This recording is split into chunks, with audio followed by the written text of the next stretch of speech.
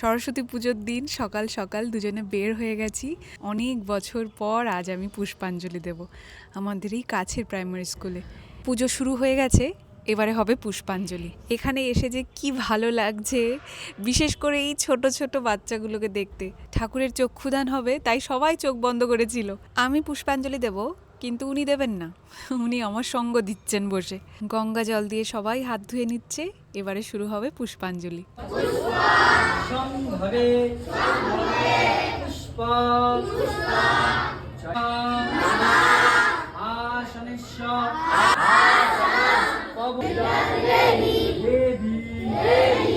ঈশ্বর সবার মঙ্গল করুক। আর আমাদের এই ছোট ছোট বাচ্চারা, এরা যেন সঠিক জ্ঞান লাভ করে একজন আদর্শ মানুষ হয়ে উঠতে পারে।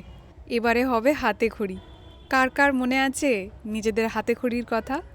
না, অনেক ছোট ছিলাম আমরা, সেদিনের কথা কি আর মনে থাকে?